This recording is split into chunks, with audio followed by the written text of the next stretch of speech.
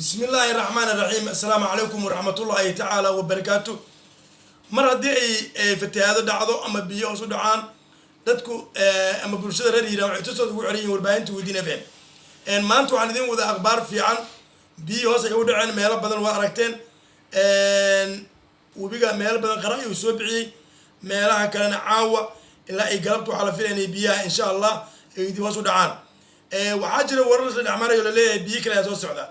xiriir la sameeyay meel la yiraahdo Maracad waxa la sheegay in biyo jiraan bas biyahan ay soo gaarsiisneen meeshad kuwan ay gaarin ma gaarin waxaan waxay jeeray waxa la sheegay biyaha meesha haatan ay gaareen kuwii hore kuwan ma gaarsiisna wax yar way ka yiriin biyaha marka insha Allah ta'ala maalmaha food nagu soo haya waxaan rajaynaynaa in biyaha gibiyaan ay ka baxaan magaalada mid kale gudiga fatahaada ilaahay qarasiyo runtii deel farbadan ay qabteen dad badan marka ruux aaminsanay inay waxba qaban laakiin runtii waxa la ogaaday markii biyi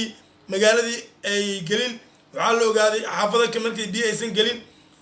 marka meelihii biyaha hadda loogu barakacayna insha Allah marka la gaaro jiilaalkan waxaan filayaa in wax laga qaban doono ay biyaha insha Allah mar dambe aysan dhici doonin in magaalada biyo looga kala baxo oo markaas fatahaad warkeeda halkaas uu ku haro marka waxaan idin sheegay hadda aan barnaamijkan u soo dhigay in biyi naq fiican oo la hayo magaalada Beledweyne biyaha kale la sheegayna waa biyar kuwan ma dhamatayadooda إن شاء الله وهذا ما سنتين هذه جرساع داود يلا صعدة وربعين تودين FM and TV